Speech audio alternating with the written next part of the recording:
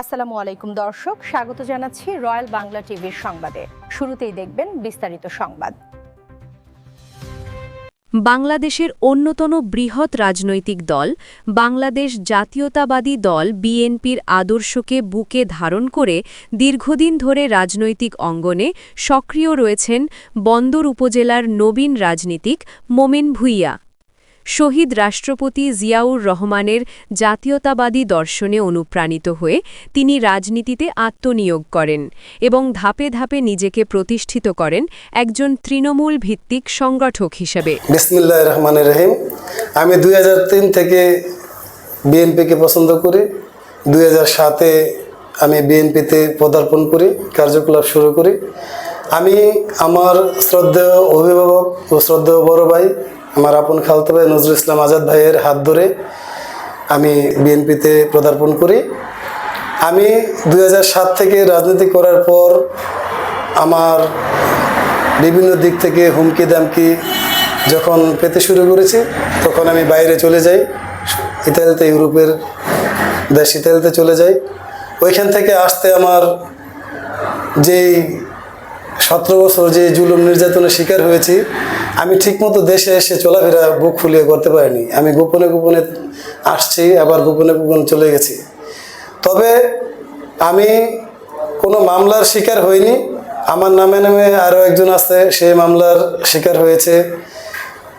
বিভিন্নভাবে আমার বাড়িতে পুলিশে হামলা হয়েছে, আমি অন্য জায়গায় থাকতে হয়েছে, পালিয়ে থাকতে হয়েছে। আমি প্রবাস থেকে এসেও আমি অন্য জায়গায় পালিয়ে থাকতে হয়েছে। তো আমি শহীদ প্রেসিডেন্ট জিয়াউর রহমানকে আদর্শ বুকে লালন করে আমি এই দলটাকে ভালোবাসি, এই দলটাকে পছন্দ করি। মৃত্যুর আগ পর্যন্ত আমি এই বিএনপিকে ভালোবেসে যেতে চাই। আমি প্রথমে আমার দামগড় ইউনিয়নের সদস্য, তারপরে আমি বন্দর উপজেলার বিএনপির সহসভাপতি পদটি আমি পেয়েছি। আমি বিএনপির রাজনীতি করে আমি ভালোবাসা পেয়েছি এবং মানুষের কাছ থেকে আমি সম্মান পেয়েছি।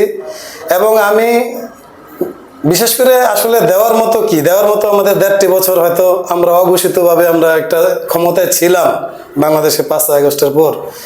আমি দেওয়ার মধ্যে আমি জনগণকে ভালোবেসেছি। জনগণের যে বিচার আচার যেগুলো আছে, আমার নিজের পকেট থেকে আমি খরচ করে চেয়েছি যে দুটো পক্ষকে কিভাবে খুশি করা যায়, আমি এতটুকু দিয়েছি। আমি কারো কাছ থেকে, কেউ বলতে পারবে না যে আমি কারো কাছ থেকে 2 টাকার চা খেয়েছি, কোনো চায়ের মাধ্যমে বা টাকার বিনিময়ে আমি কোনো বিচার করেছি। আমি ইনশাল্লাহ দিয়েছি। আমি মসজিদ মাদ্রাসায় আমি যতটুকু আমার হেল্প করে আমি করেছি। ইনশাল্লাহ আমি যদি বেঁচে থাকি, আমি রাজনীতিতে যতদিন আছি, মানুষের তো ফিউচার এইম থাকে, ডে বাই ডে আমি চেষ্টা করবো যে আমি কীভাবে এগোতে পারি। আমি আজকে হয়তো সহসভাপতি আছি, সামনে হয়তো বা সেক্রেটারি, সভাপতি হব। আমি হয়তো যদি উন্নয়নমূলক কাজ করার জন্য আমার একটা পদ দরকার, ইনশাল্লাহ আমি উপজেলা বা ইউনিয়ন নির্বাচনও করতে পারি, চেয়ারম্যানের নির্বাচনও করতে পারি। আমি জনগণের পাশে থাকতে চাই। আমি চাই আমার সৎ নিষ্ঠা দিয়ে আমি কাজ করার জন্য আমি এমনভাবে কাজ করতে চাই যাতে আমার কাজের মাধ্যমে আমার দলের সুনাম এবং উজ্জ্বল ভবিষ্যৎ এবং দলের আরও এগিয়ে যেতে পারে। সেজন্য আমি সবসময় সক্রিয়, সচেষ্ট এবং সাংগঠনিকভাবে আমি এগিয়ে যাব।